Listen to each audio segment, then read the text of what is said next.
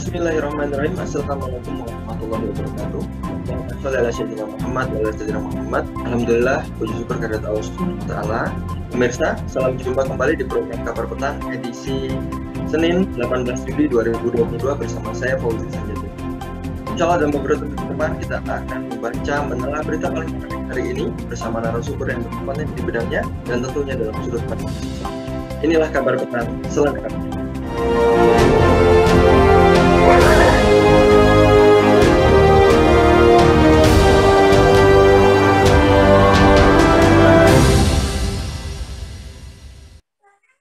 Bupati Gayo Lues Aceh Muhammad Amru mendukung pelegalan ganja untuk kepentingan medis. Amru menyatakan bersedia menyiapkan lahan seluas 200 hektar untuk tempat penanaman ganja medis. Kita mendukung dengan catatan harus ada regulasi yang jelas dan ada kepastian hukum tentang legalitasnya dan kepentingannya hanya untuk bahan obat-obatan medis, kata Amru seperti dilansir Detik Sumut Jumat 15 Juli 2022.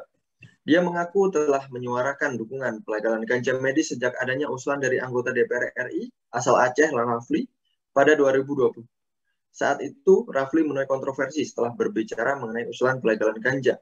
Selain itu, Amru mengaku pernah membicarakan persoalan legalitas ganja untuk kepentingan medis di sejumlah forum tertutup. Dia mengaku siap menyediakan lahan untuk riset bila pemerintah telah melegalkan ganja medis. Perlukah pelaksanaan riset tanaman ganja untuk kebutuhan medis? Dan juga pertanyaannya, apa motif terselubung di balik legalitas ganja medis? Dan juga bagaimana mewujudkan pelayanan kesehatan terbaik dan berkualitas untuk rakyat termasuk riset kesehatan? Alhamdulillah, untuk membahasnya kami terhubung dengan Direktur Political Grassroots, yaitu Bung Hadi Sasongko. Assalamualaikum warahmatullahi wabarakatuh, Bung Hadi. Waalaikumsalam warahmatullahi wabarakatuh. Alhamdulillah, sehat Bung Hadi? Alhamdulillah sehat di pagi yang cerah ini dan Allah masih memberikan iman dan Islam tentunya. Baik, Alhamdulillah. Bung Hadi, seperti yang diberitakan tadi terkait dengan ganja, pertanyaannya Bung, saat ini pemanfaatan ganja medis masih jadi polemik ini, dan juga pemerintah masih mengkaji penelitian terkait dengan hal tersebut. Perlukah pelaksanaan riset dan juga tanaman ganja ini untuk kebutuhan medis, Bung Hadi? Ya, baik, Kabar Petang yang dimuliakan Allah Subhanahu wa taala, ya, berkaitan dengan ganja ini, ya. Tentu sebelum kita memberikan sesuatu yang dimana itu apakah ganja ini boleh atau tidak, kita harus tahu dulu faktanya, ya. Ganja itu apa, apakah ada efek sampingnya atau nanti seperti apa.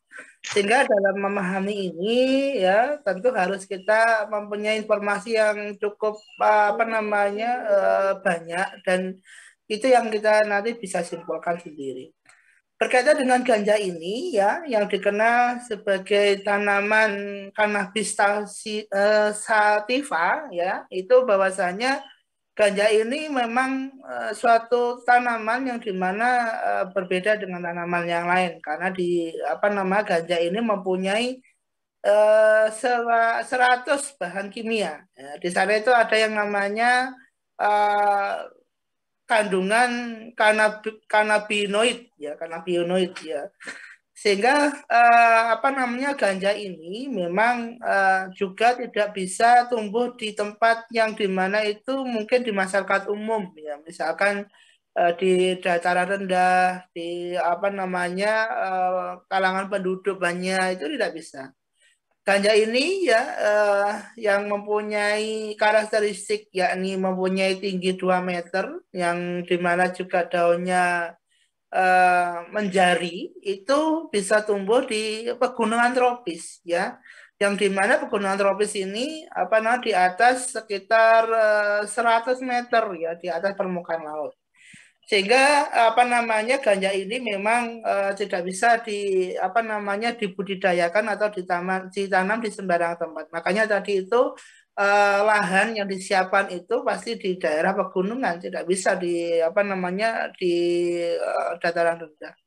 Adapun sifatnya itu ganja itu mempunyai yang namanya kadar tetrahidrokanabinol, ya, tetrahidrokanabinol yang kandungan ini dapat menjadikan penggunanya itu ya mengalami euforia ya, fly ya, apa namanya, istilahnya kayak seperti orang itu berimajinasi yang lainnya.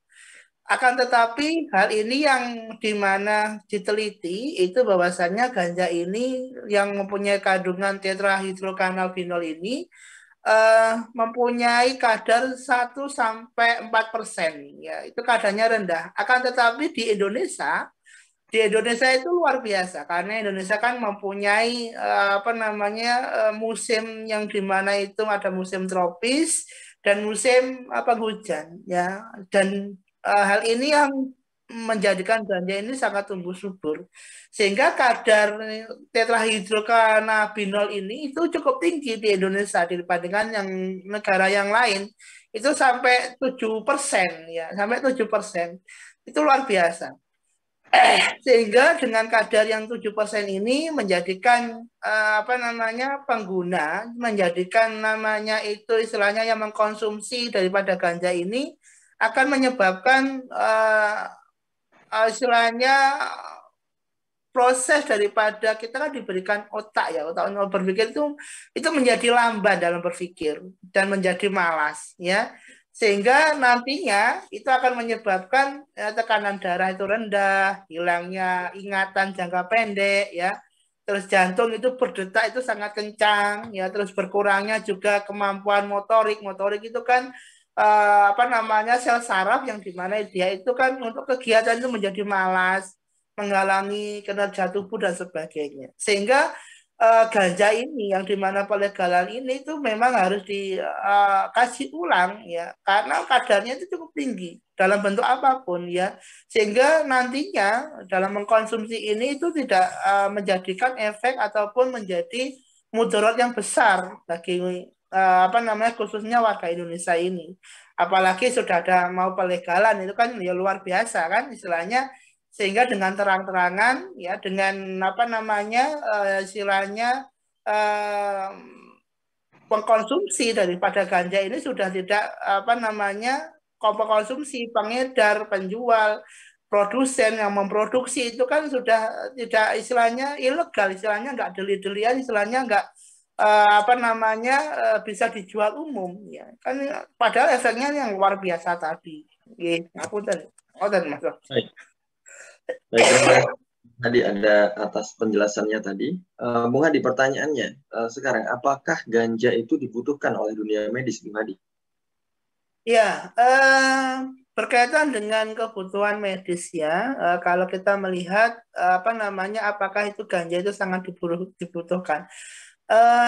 Dalam pandangan Islam ya, dalam dunia medis itu memang kalau sifatnya itu darurat ya, misalnya darurat itu sesuatu yang dimana itu sudah darurat dan tidak ada alternatif obat yang lain, itu boleh diperbolehkan. Akan tetapi Indonesia ya, khususnya juga negara yang Allah berikan itu luar biasa ya, nabati ya, terus hewani, dan banyak sekali juga obat-obatan yang lain itu alternatif itu menjadi bukan opsi ya, pasti ada sesuatu yang dimana itu kepentingan, sesuatu yang dimana itu yang dapat digolongkan itu saya kira itu pasti ada maksud di sana, karena banyak sekali alternatif yang lain ya, karena jika dilegalkan ini ya otomatis penjualan ya di apotek ya, di tempat umum itu kan boleh ya, padahal itu kan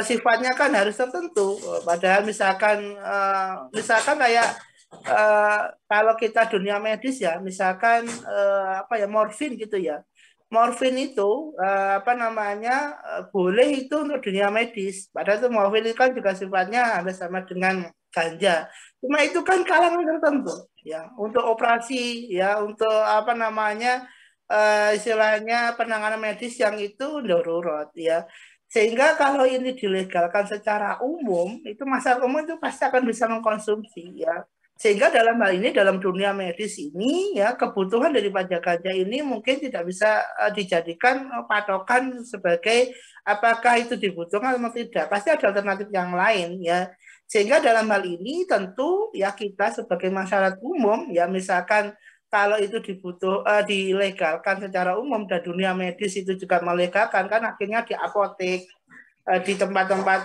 penjualan obat itu kan ada akhirnya. Coba misalkan kalau misalkan kayak morfin itu ya, walaupun itu untuk dunia medis, tapi apakah di apotek ya, di apa namanya yang lainnya itu apakah dijual bebas? Ya tidak juga, karena itu kalangan tertentu, walaupun itu dibolehkan ya, sehingga contoh mengenai fakta gitu ya. Fakta, saya dulu mempunyai orang tua, ya seorang ibu itu mempunyai penyakit apa namanya diabetes dan juga komplikasi. Itu sarafnya sudah kena.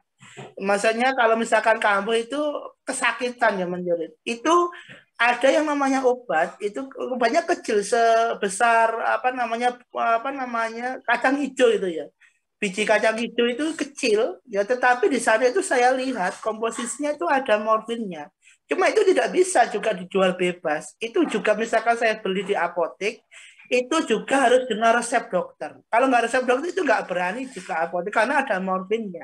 Dan apotek itu juga apotek tertentu yang sudah ditunjuk pemerintah, yang sudah ada legalitasnya, dan itu nggak sembarang apotek karena di apotek manapun tidak bisa. Ya, coba misal itu morfinnya. Jadi itu saya berikan itu hanya pada waktu kambuh, tidak bisa saya berikan setiap hari karena itu nanti ketergantungan, karena kalau sifatnya morfin itu kan nanti juga bahaya.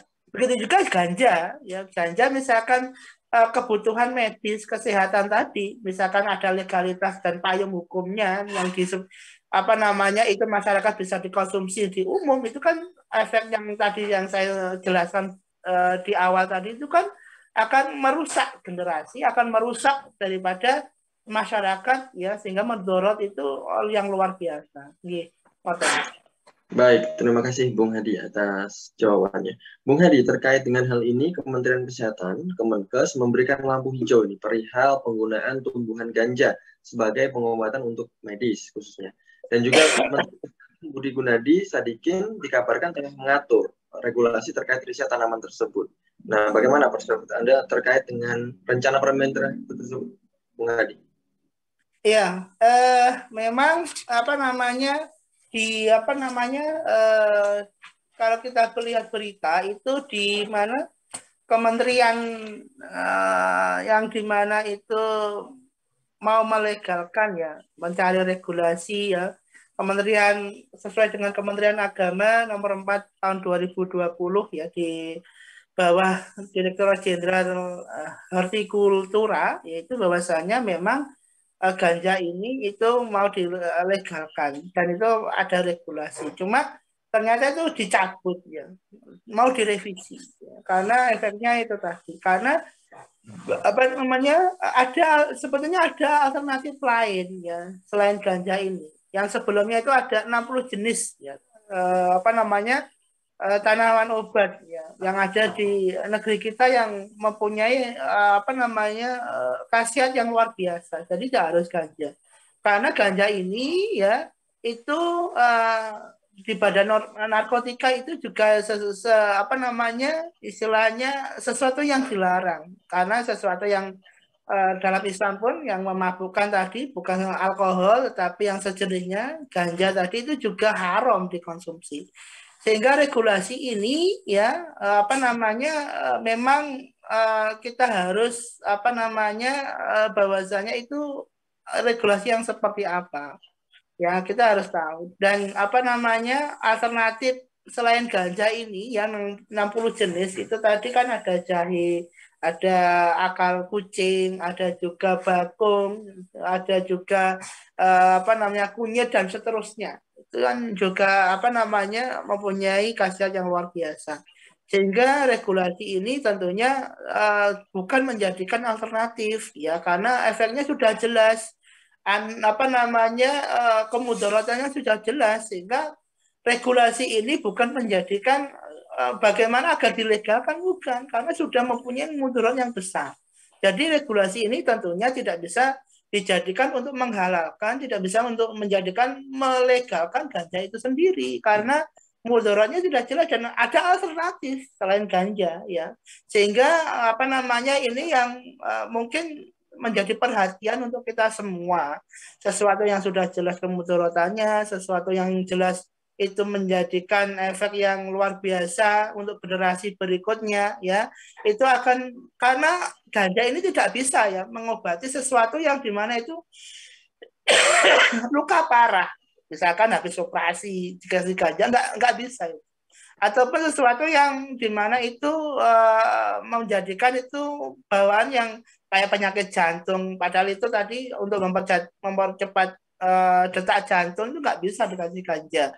Sehingga kalau ini apa namanya dilegalkan dan regulasi itu menjadikan apa namanya istilahnya jalan, itu justru akan menjadikan efek mudarat yang luar biasa di kalangan masyarakat, ya karena itu apa namanya bisa masyarakat itu ya akan generasi berikutnya dan sebagainya itu akan rusak.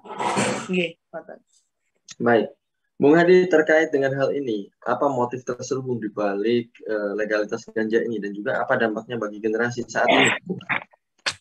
Baik, motif daripada ganja ini ya, kalau saya mencatat itu ganja itu kan selain di Aceh, ya itu ada beberapa negara ya, di Eropa, di Amerika, ya di apa namanya Amerika itu kan termasuk Uruguay, ya termasuk Amerika Latin di sana, ya Meksiko dan sebagainya. Eropa kan Inggris, Prancis itu melegalkan, dan apa namanya di mana di Uruguay itu kan sudah dilegalkan dengan secara terang-terangan itu sejak tahun 2013 ya, tanggal 10 Desember.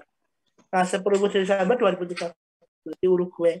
Dan kalau kita mencatat ya selain untuk kesehatan, walaupun mereka juga alasannya pertama sama dengan kesehatan, akan tetapi ternyata ganja ini juga mempunyai apa namanya untuk negara itu mempunyai kontribusi yang luar biasa di sektor ekonomi.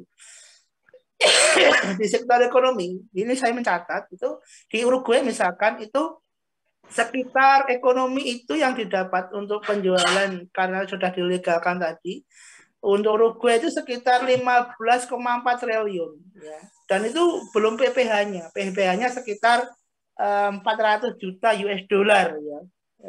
US dollar itu luar biasa kan apa namanya pendapatannya. Begitu juga di Inggris, yaitu apa namanya yang sudah dilegalkan itu sekitar 95 ton itu diekspor ya di tahun 2000 apa namanya 16-17 itu pendapatannya itu sekitar kalau ini saya mencatat 46,8 triliun ya 48,8 triliun, sehingga disinyalir di Inggris itu tahun 2024 ya tahun 2024 itu Inggris itu akan mempunyai keuntungan sekitar 2,31 pound sterling ya. Itu menurut Prohibition ya Forest ya. Di Amerika juga sama. Di Amerika juga sama. Lembaga riset ya itu Grand New itu mencatat itu Amerika itu mempunyai keuntungan ya dari ganja ini itu sekitar 11,3 miliar itu di tahun 2018.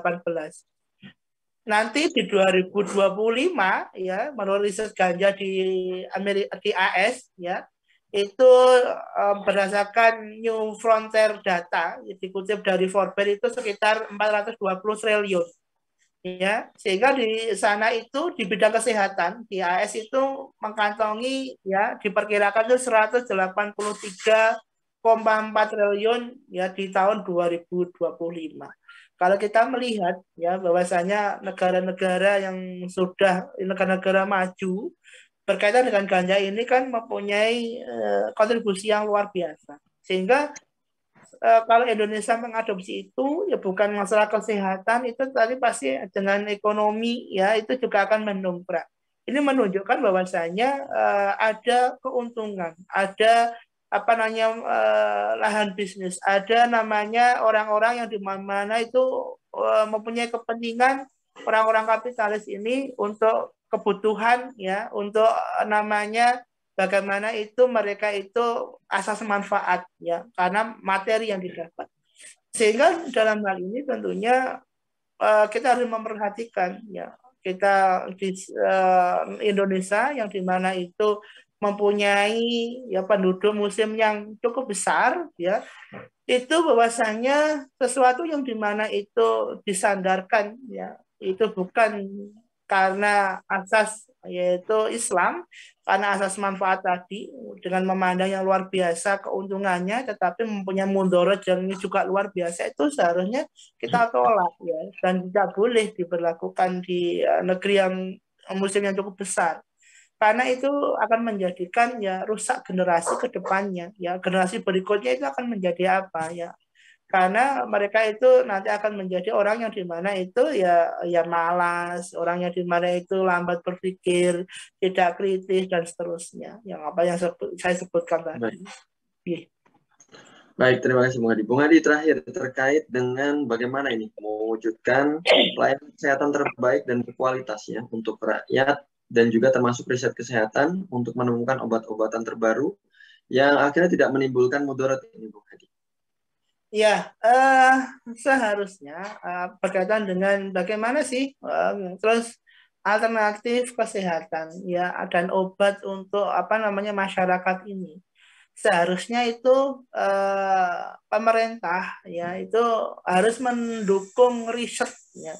Riset para ilmuwan ya dalam menemukan apa namanya obat-obat yang dimana itu untuk masyarakat ya. Dan mendukung ini tentunya bukan sekedar mendukung, tetapi bagaimana mereka menjadikan riset ini itu mempunyai manfaat. Sehingga mereka itu juga menjadikan riset ini ya obat yang dimana itu untuk kemaslahatan ini dibiayai dan nanti untuk masyarakat pun didistribusikan secara gratis. Akhirnya seperti itu karena ini bukti riayah, bukti bahwasanya pemerintah itu dalam melayani masyarakat. Jadi kebutuhannya gratis. Dananya dari mana? Ya, otomatis dari sektor yang lain, ya pertambangan, ya terus misalkan migas yang lain. Kita kan mempunyai itu semua, ya mempunyai yang dimana itu istilahnya tambang yang luar biasa. Ya. Itu untuk membiayai itu seharusnya. Sehingga dalam hal ini masyarakat pun itu juga tidak kebingungan, ya tidak menjadikan itu masyarakat itu juga kesulitan dalam kesehatan sehingga kesehatan itu juga bukan untuk orang-orang yang mempunyai duit tetapi untuk semuanya menyeluruh tidak hanya di kalangan apa namanya orang kaya tetapi juga orang miskin juga sama dan ini ditunjukkan oleh bagaimana dulu Islam itu jika diterapkan secara kafah ya ilmuwan itu dibiayai ya ilmuwan itu dibiayai ya dan diberikan sesuatu yang dimana itu mereka membuat motivasi untuk meriset menemukan ya sesuatu yang dimana itu kemaslahatan umat dan itu mereka juga dijamin oleh negara dan itu nanti hasil risetnya pun juga dikembalikan ke negara dan didistribusikan ke masyarakat ya dan dinikmati secara gratis ya bukan dinikmati oleh kalangan orang kaya bukan dinikmati oleh kalangan penguasa bukan dinikmati oleh kalangan kolega atau oligarki mereka sehingga dalam hal inilah maka akan terwujud yang namanya kesehatan ya pelayanan masyarakat itu yang dimana itu bisa menjadikan masyarakat itu ya bisa istilahnya tercover semua ya coba sekarang misalkan dengan adanya BPJS orang itu membayar tetapi tidak bisa mengklaim dengan dimana itu obatnya juga ya sekedarnya dan itu fakta real ya dan misalkan kita punya kartu BPJS ngapunten nggih misalkan kartu atau kesehatan yang lainnya itu tidak bisa kita mengklaim obat yang dimana kita butuh yang lebih baik ya karena anunya seperti itu kadarnya itu apa namanya seharusnya tidak bisa menjadikan misalnya pemerintah itu melayani rakyatnya dengan maksimal ya sehingga ini menunjukkan bahwasanya amburadunya itu bahwasanya pelayanan terhadap kesehatan ini karena tidak diterapkan sesuatu aturan yang dimana itu aturan yang dapat meriayah yang dapat menjadikan masyarakat itu menikmati ya kebutuhan kesehatan, karena aturan itu hanya aturan untuk kepentingan para kapitalis, ya orang-orang kaya, ya itu aturan hanya dibuat untuk itu. Yang masyarakat umum ya cukup generik saja, ya cukup ya obatnya sekedarnya saja, karena kesehatan itu juga padahal kesehatan itu juga seharusnya itu haknya sama. Oke. Baik, terima kasih Bung Hadi atas kesempatannya kali ini. Pemirsa, alhamdulillah sudah kita selesaikan kabar petang di kali ini. Semoga Anda mendapatkan banyak manfaat dari program kami, dan juga sampai bertemu kembali di waktu yang sama, di channel yang sama. Jangan lupa subscribe, like, dan juga komen sebanyak-banyaknya. Akhirnya saya Fauzi Sanjabir bersama kru yang bertugas mohon undur diri. Wassalamualaikum warahmatullahi wabarakatuh.